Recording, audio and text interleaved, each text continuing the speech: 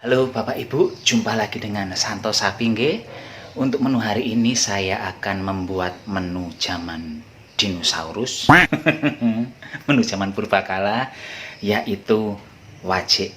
Dan bahan dasar yang saya gunakan untuk membuat wajik adalah kacang hijau.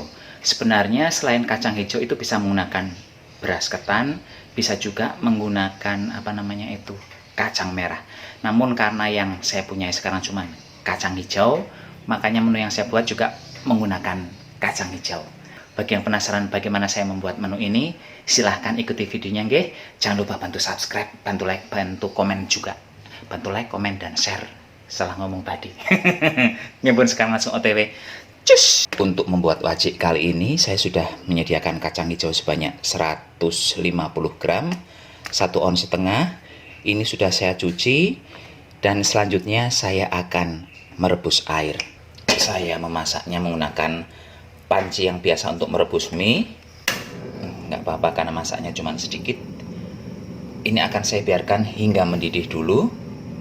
Begitu airnya mendidih belekutuk-belekutuk, langsung kita rebus si kacang hijaunya. Ini nanti saya akan menggunakan metode 537 nggih. Jadi ini 5 menit pertama akan saya rebus. Udah, kita tunggu 5 menit biar aman. Saya kasih pemberat muntu.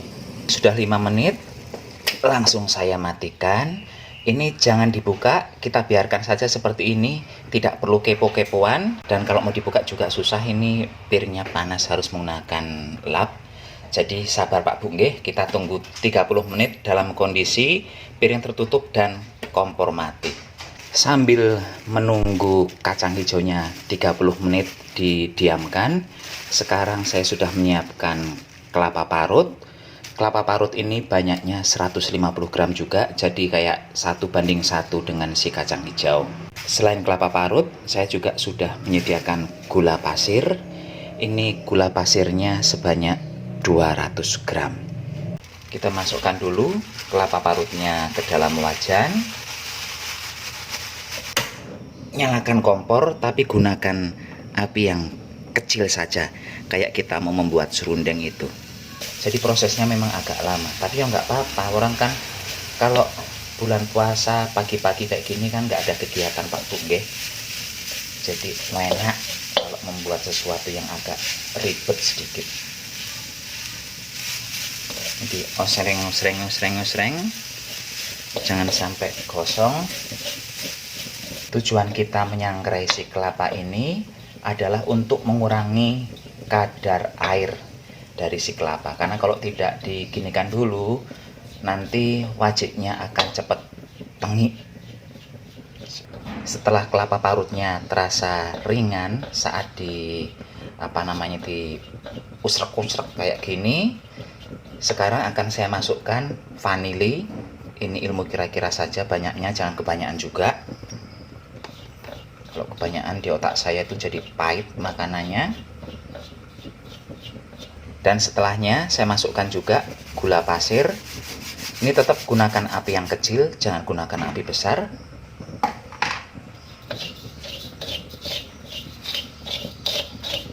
Ini terus saja digongsreng hingga kelapa parutnya dan gula pasirnya menjadi satu, enggak terpisah-pisah lagi.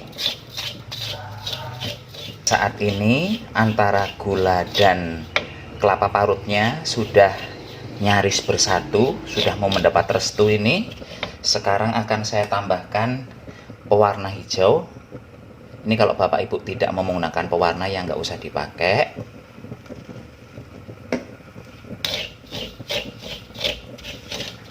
Ini terus saja diusrek-usrek hingga gula dan kelapa parutnya betul-betul bersatu. Gula pasirnya tidak mengkristal lagi, jadi mereka sudah betul-betul dalam ikatan cinta yang tidak tergoyahkan oleh apapun. Pret. Kita tunggu Pak Bu nggih, sabar-sabar. Dan setelah menunggu sekian purnama, ini berapa lama ya? Hampir setengah jaman. Akhirnya kelapa parut dan gula pasirnya bersatu Bapak Ibu. Udah sah ini. Sekarang kompornya akan saya matikan.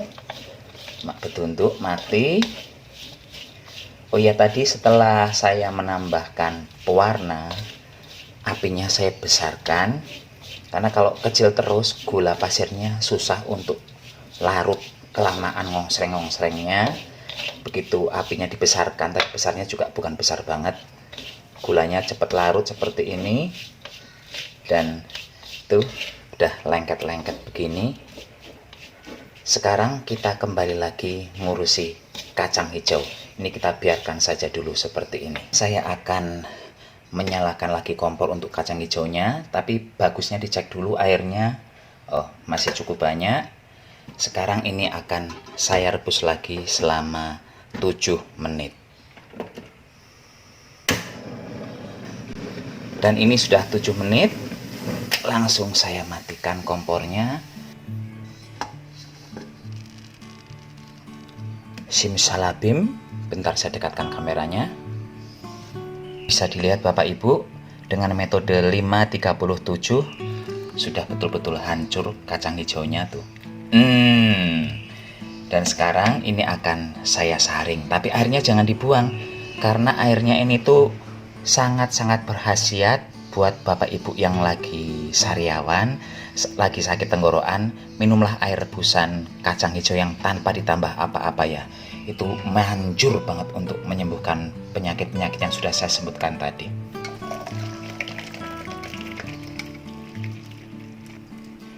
Sekarang kacang hijaunya akan saya campurkan dengan kelapa dan gula yang sudah dimasak tadi. Ini harusnya memasak kacang hijau dulu, baru membuat si campuran kelapa dengan gulanya. Tapi saya prosesnya dibalik karena biar cepat. Dan ternyata masih bisa campur rata seperti ini. Tuh. Tidak ada suara krosak-krosak nih, yang artinya bahwa gulanya membeku. Ini masih baik-baik saja. Sekarang saya nyalakan kompor, gunakan api yang kecil lagi, dan ini akan kita masak terus hingga kadar airnya hilang. Dan makin lama nanti ini akan makin keras. Jadi kalau Bapak Ibu ingin badannya kekar, buat saja wajib dan masak sendiri. Nanti kalau pas mau masak itu badannya kurus krempeng. Setelah selesai masak, badannya kayak rambu, kekar banget. Ini kesannya tuh wajibnya kayak berwarna hitam ya. Padahal ini tuh berwarna hijau, tapi hijaunya memang hijau tua.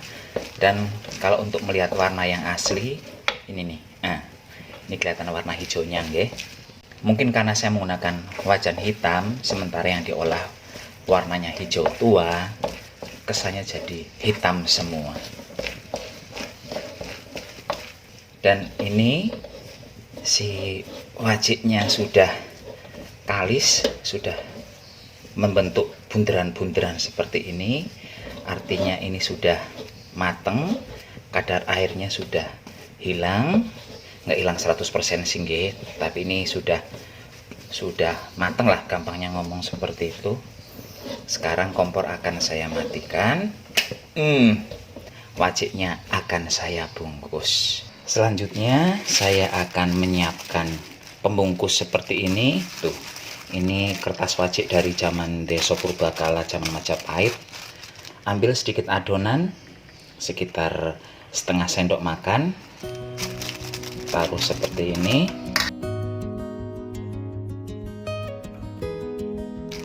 Kebesaran saya memotong kertasnya.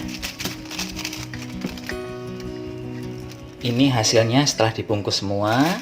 Sekarang saya akan merapikan bungkusannya ini karena terlalu lebar. Ini terserah mau di model-model seperti apa.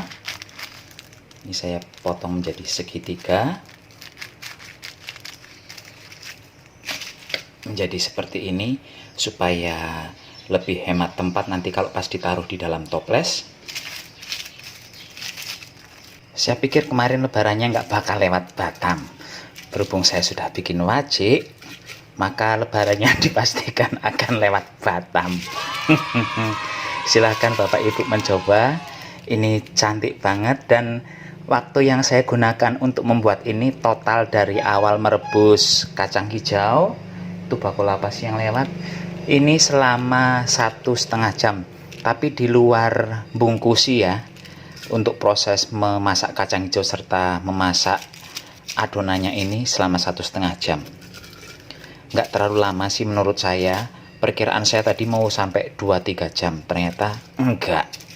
Dan hasilnya ini cantik, tapi ini belum bisa saya buka karena ini untuk membuka ini paling enggak nunggu hari berikutnya. Ini masih lembek-lembek, kalau besok ini sudah akan jauh lebih keras. Makin lama dia makin keras. Demikian saja Bapak Ibu menu kita hari ini, dan saya harap Bapak Ibu menyukai nggih, karena ini tuh menu zaman saya kecil masih banyak, namun akhir-akhir ini menu wajik apalagi yang dibuat dari kacang hijau sudah jarang banget saya temukan. Santo Sapi mohon pamit, sampai jumpa di video berikutnya. Tetap jaga kesehatan, gunakan masker kalau keluar rumah. Bye-bye. Bye. I'm just sitting here, I got time, it's clear to see. From up here, the world seems small. We can sit together, it's so beautiful, you and me.